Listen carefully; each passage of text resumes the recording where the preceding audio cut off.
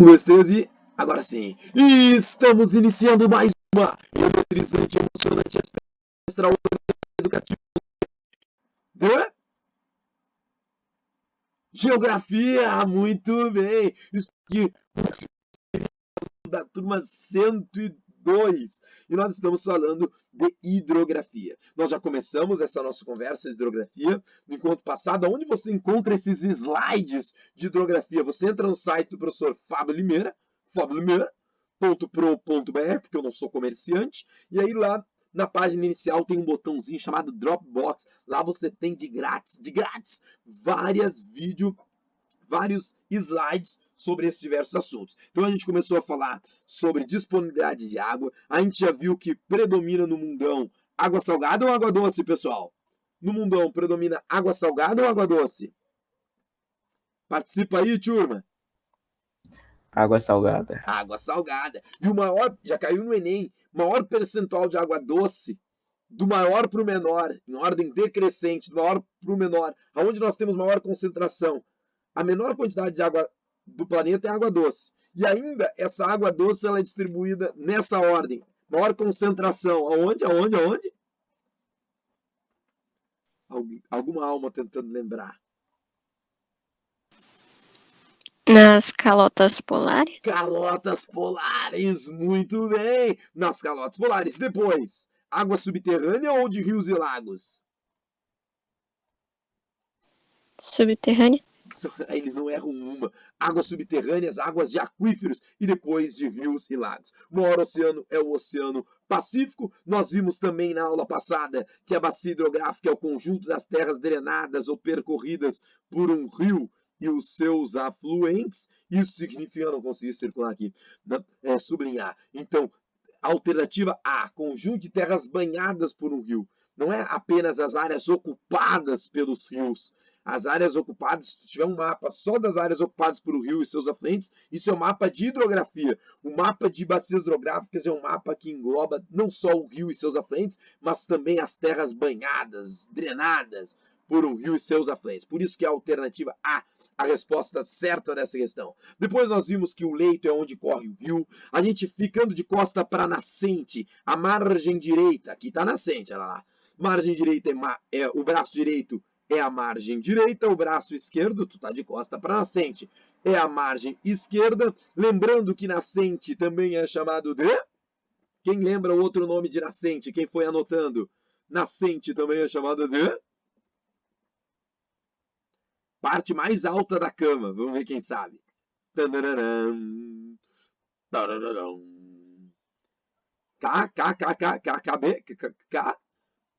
Cabeceira, isso, muito bem, cabeceira. A foz também é chamado de exultório. As áreas que dividem uma bacia da outra são os chamados, que está em volta da bacia hidrográfica, divisores de água. Inter significa entre, então entre águas. Interflúvio é outro nome para divisores de água. Lembrando que montante e jusante são relação. Jusante é um ponto mais próximo à foz em relação a determinado ponto. Então o boneco amarelo está mais a jusante do boneco vermelho, porque ele está mais próximo da foz. Já o boneco vermelho está mais a montante do boneco amarelo, porque ele está mais próximo da nascente. E montante é mais próximo da nascente em relação a determinado ponto. Nós não vamos confundir. Não vamos dizer que foz é sinônimo de delta ou de estuário. Foz é sinônimo de exultório, podendo ser do tipo delta ou do tipo estuário, certo? Um rio bastante em curva, ele é um rio bastante sinuoso ou meandrante. Aqui mais uma tentativa de desenhar um divisor de águas. Lembrando que o canal mais profundo do rio, em que nós não conseguimos definir num perfil horizontal, é o Talweg. Que afluentes, que são esses que estão aqui em azulzinho, né? Aqui em vermelho está o rio principal, o Rio São Francisco. E os outros rios são os afluentes, também chamados tributários. Eu acho que eu já vi numa questão, não me lembro se foi no Enem, aonde foi, tinha uma questão de dizer o Rio Paraná é o rio tributário da sua bacia. Não, porque rio tributário é rio afluente e o rio Paraná é o rio principal e não o tributário. Então lembrem que afluente é sinônimo de tributário. E que neste momento nós vamos pegar questões da URGS, questões de vestibulares. Sobretudo, eu acho que eu tenho 4 questões da URGS aqui.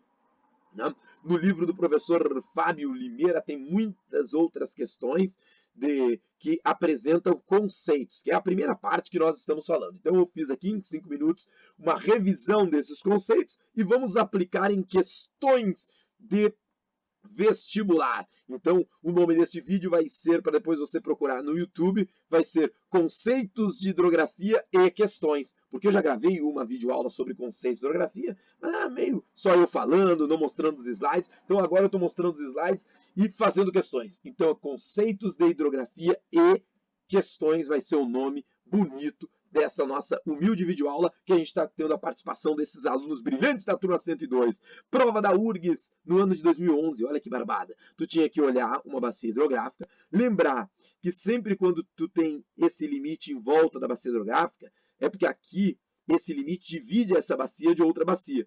E que o lugar onde encerra o rio principal, que vocês devem estar vendo aqui, é a foz. Porque em volta das diversas nascentes que nós temos, eu tenho uma área banhada por um rio e seus afluentes, onde não termina a bacia. Em volta de cada nascente, eu tenho uma área banhada por essa nascente, que também faz parte da bacia. Logo, nessa questão, tu tinha que saber que o A é nascente ou é foz? Vai participando, turma. O A é nascente ou foz?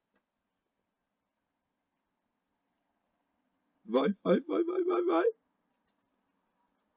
Acabei de dizer que aqui, ó, quando tu corta por uma linha o rio principal, isso aqui é a foz. Então, A é uma das nascentes. A é nascente. O B, se vocês participarem, fica mais bonito. Vamos lá. O B é a foz. Qual é o outro nome que a foz é chamada? Vamos ver se a gurizada lembra.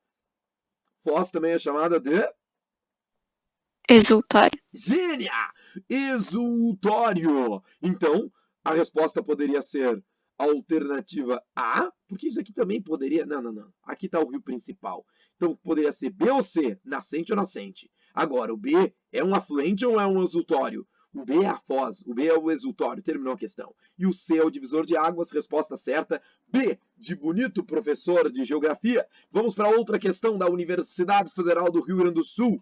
Questão de 2002. Diz assim, no ponto A, situa-se uma indústria que despeja diretamente seus efluentes, essa questão foi boa, no curso de água, sendo que esta poluição afeta diretamente a propriedade rural situada no ponto C, a água que sai de A, deste afluente, que é poluída, e vem,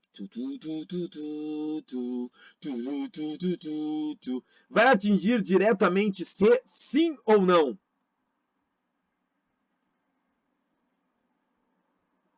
Se expõe. Alguma alma, por favor, falem comigo. Atinge diretamente C, a poluição de ar. Vou dar as duas opções. Vocês acham que vem e chega até o afluente? Ou será que essa poluição de ar vem e percorre o rio principal sem chegar aqui no afluente e vem até a foz? Se essa poluição vier para C, o item 1 está certo. Se essa poluição de ar percorre o rio principal e vem direto para E sem passar por C, o item 1 está errado. O item 1 está certo ou errado nessa questão da Universidade Federal do Rio Grande do Sul?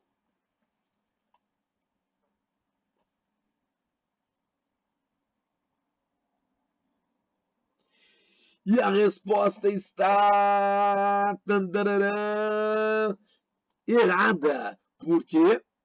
A poluição de ar não atinge diretamente a propriedade C, porque respeita algo chamado gravidade. Então, como os afluentes são mais altos que o rio principal, essa poluição vem pelo rio principal. Logo, o item 1 está errado e nós estamos entre a alternativa B e a alternativa D. E olha que barbada. Então, significa que a 2 já está certa. A 2 já está certa, mas tem aluno que se perdeu no A2.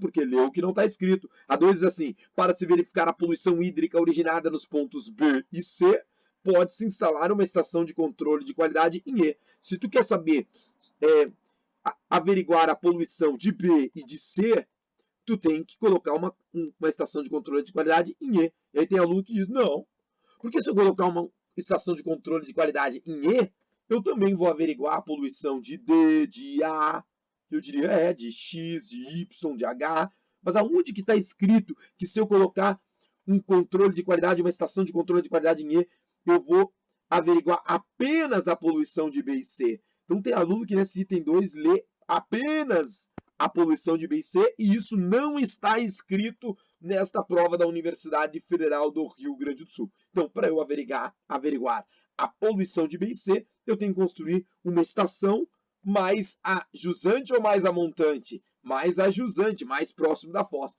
E como E está mais a jusante, eu vou averiguar a poluição de C e B. O item 2 está certo. Agora nos cabe ver se o item 3 dessa questão da URGS está certo ou errado. E o item 3 diz: os cursos fluviais onde se localizam o ponto A e o ponto D estão situados a montante de B. Eu pergunto para os meus queridos alunos da turma 102. Vamos lá, turma, participando. Nós temos A e D estão a montantes de B? A e D estão a montantes de B? Sim ou não? Valendo! Valendo uma consideração do professor pelos seus queridos alunos. E aí, turma? Vocês estão me ouvindo ainda? Alguém falando comigo? Meus queridos, eles devem estar tímidos, porque eu estava ouvindo eles têm que estar aí. Opa. Estamos ouvindo sim. Estão aí. Os cursos fluviais. Então participa lá, onde se localizam ponto A e D. Mesmo que chute errado, ninguém está te vendo, só estão ouvindo tua voz, nem sabem quem tu é. Pontos A e D estão situados a montante do ponto B? O que tu acha, querido? Sim ou não? Sim. E a resposta é não! Muito bem! E eu vou explicar por quê. Mesmo se tu não soubesses o que é montante, certo? Ele disse, está situado a do ponto B. Então, a relação de A e D é B. É meio matemático, é meio lógica matemática. Então, vendo que o ponto A está de um lado do ponto B e o ponto D está do outro lado do ponto P. Isso significa, eu dizia para os alunos, se nessa questão eles nem soubessem que era montante e jusante, A de um lado, D do outro, não podem ter a mesma relação em B. Só para a gente entender como fazer uma questão por lógica matemática, né? Acho que deve ser lógica matemática. A lógica é matemática. Então, A de um lado, D do outro, não pode ter a mesma relação em B.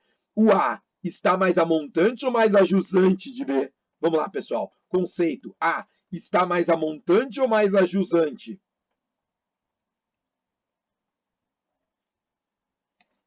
A está mais próxima da nascente, então hoje eles não estão muito nas pilhas de participar. Olha lá, A está mais a montante, porque está mais próximo da nascente, enquanto o D está mais a jusante, porque D está mais próximo da foz do que B. Vocês estão entendendo esses conceitos, sim ou não, gurizada?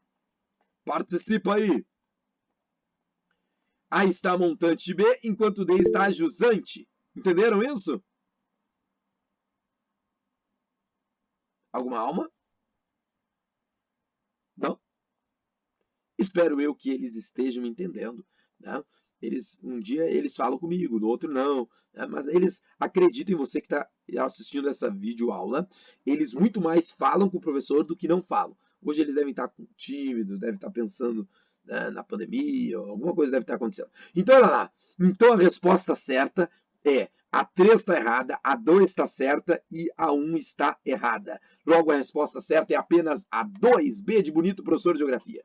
Olhem só, questão da URGS 2001, muito parecida com a primeira questão. Diz o seguinte, vocês vão tentando participar. Se você não participar, eu mesmo respondo e aí eu acerto a questão. A área achurada da bacia corresponde ao interflúvio. Será que essa área onde está achurada, onde está em cima de um afluente, é o interflúvio? Não! Porque o interflúvio ou divisor de águas nessas questões de vestibular tem que aparecer em volta da bacia. Então, se tivesse um número sem ser o E, porque o E eu já enxerguei aqui, que é onde corta o rio principal. Então, o E é o afluente, ou, desculpem, que afluente, o que? É a foz ou o exultório, certo? É o exultório. Então, em volta da bacia hidrográfica aqui, em volta da bacia, nós teríamos, com exceção do E, nós teríamos o divisor de águas ou o interflúvio, como é o caso do C, onde vocês observam aqui que nessa questão era sim o divisor de águas ou o interflúvio. Voltando para a questão da Universidade Federal do Rio Grande do Sul, a 1 está errada, estamos entre a alternativa C, D e E. Depois o item 2 diz, os cursos fluviais onde estão localizados o ponto A e D são tributários. O que são tributários? Olha quanto conceito aqui. Tributário é a mesma coisa que afluente. Se o A e o D são afluentes do B, do rio principal, então eles são tributários. O 2 está certo. Estamos entre a alternativa C e D. C e D. Olha lá, o 2 está certo. Agora, vamos ver. Se a 3 estiver certa, terminou a questão, é a alternativa C. A 3 diz, o curso fluvial onde está situado o ponto B corresponde ao curso principal da bacia hidrográfica. Sim, o ponto B está no rio principal da bacia hidrográfica. Logo, 2 e 3, alternativa C, de como amo professor de geografia, é a resposta certa. Não dá para sublinhar só o C. Então é isso aí, a C é a resposta certa. E a 4 diz, o ponto C e E, respectivamente, são o exultório, errado, porque o C está mais próximo da nascente, e exultório é foz, e uma das nascentes do rio principal, não, respectivamente, é o que está errado, porque aqui é uma das nascentes e aqui é o exultório. Resposta certa, 2 e 3, alternativa C, de como amo professor de geografia. Mais questões da Universidade Federal do Rio Grande do Sul. Diz o seguinte, a cidade B encontra-se a montante da cidade A. Vamos ver se a gurizada lembra o conceito de montante e jusante e se eles querem participar. A cidade B encontra-se a montante da cidade A, sim ou não?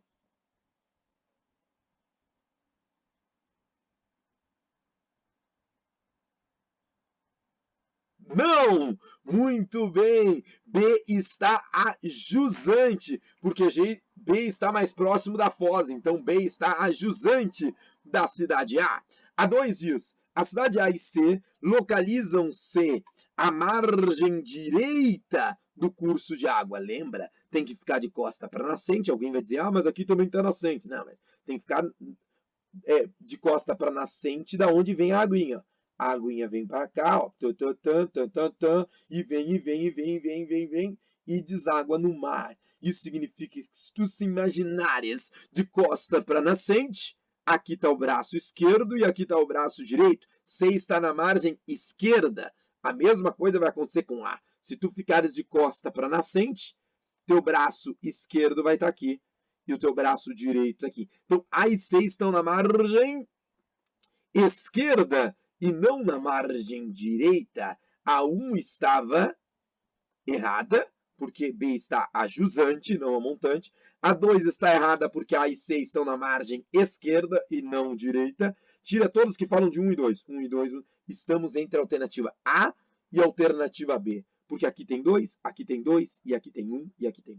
Então vamos lá. O item 3 diz, a cidade B situa-se a jusante da cidade A. Tá certo? B está mais próximo da foz. B está a jusante da cidade A. Então a 3 está certa, terminou a questão. A 4 diz, as 3 cidades pertencem à mesma bacia de drenagem. Cada foz é uma bacia de drenagem. Aqui tem uma foz, aqui tem outra foz, certo? Porque ele está representando aqui que tudo isso aqui é mar. Isso significa que uma foz, duas bacias de drenagem diferentes. Então as 3 cidades não pertencem à mesma bacia. E a 5 diz que a cidade B encontra-se num divisor de águas. Não, para ser divisor de águas tinha que estar mais no meião aqui. B está muito próximo do rio, muito próximo do rio principal aqui para ser um divisor de águas. E depois ele diz, enquanto A e C localizam-se a Talveg. O que a gente combinou? Que nunca num perfil vertical nós podemos definir Talveg. Então, meus queridos, com isso nós definimos que a resposta certa é 3 de como amo o professor de geografia. Não, era a alternativa 3 de como amo, nada a ver. 3 de A, de amado professor de geografia, era a resposta certa. E para a gente terminar, meus queridos, nós temos aqui tipos de bacias hidrográficas. Nós temos uma bacia chamada exorreica, quando o destino final das suas águas é o oceano. Já caiu em prova do vestibular. Todas as bacias do Brasil são exorreicas. Isso aqui é um desenho retirado do livro Feições Ilustradas dos professores da URGS, em que mostra que se um riozinho desaguar no lago, mas esse lago é aberto e desaguar no outro lago, e que por fim desaguar no oceano, isso aqui é uma drenagem exorreica. Por que eu estou dizendo isso? Porque eu já ouvi professores de geografia falarem que o Jacuí, como deságua no lago Guaíba, ele tem uma drenagem endorreica. Isso não é verdadeiro, segundo os conceitos dos professores da Universidade Federal do Rio Grande do Sul, um livro que eles fizeram chamado Feições Ilustradas, onde a coordenadora é a professora Dirce Suertegaray, né, a mesma que trouxe a definição de arenização para o oeste do Rio Grande do Sul, né, os areais do Rio Grande do Sul. Então ela está dizendo que se o rio Jacuí desaguar no Lago Guaíba, mas o Lago Guaíba ele tem uma abertura para uma laguna, chamada Laguna dos Patos, que tem abertura para o oceano. Logo, então a drenagem é exorreica. Se o destino final das águas for um lago fechado, um lago interior, e aí sim nós podemos dizer que essa drenagem é endorreica. Se antes de chegar no lago interior ou no oceano congelar de novo, isso é mais raro acontecer, é diferente de rios temporários. Rios temporários intermitentes eu tenho no Brasil, mas uma bacia hidrográfica que toda ela seca ou toda ela congela antes de chegar no oceano, nós não temos. Então no Brasil nós não temos drenagem arreica. E ainda nós temos a drenagem criptorreica, que são cursos subterrâneos. Eu posso ter uma bacia hidrográfica em que alguma parte dela tem cursos subterrâneos, sobretudo no sudeste do Brasil, nós temos drenagens criptorreicas. Resumindo, no Brasil todas as drenagens são exorreicas, mas nós também temos rios subterrâneos, cursos subterrâneos. Por isso nós também temos drenagens criptorreicas. Beleza, gurizadinha? Deu 21 minutos de vídeo aula, eu vou então encerrar essa gravação, dar um tchau lá e tirar dúvidas particulares dos meus alunos, e depois nós voltamos a gravar, se der tempo ainda hoje, uma videoaula sobre as características das bacias hidrográficas do Brasil, certo? Que é o que nós veremos no próximo encontro. Mas nós já fizemos questões, já deu uma ideia para saber aí, através das questões, o que é montante, jusante, o que é divisor de águas, também chamado interflúvios. Drenagens no Brasil são exorreicas, porque tem o destino final das suas águas no oceano. Vimos montante mais próximo da nascente, jusante mais próximo da foz. Vimos o conceito então de talvegue, que é o canal mais profundo do rio.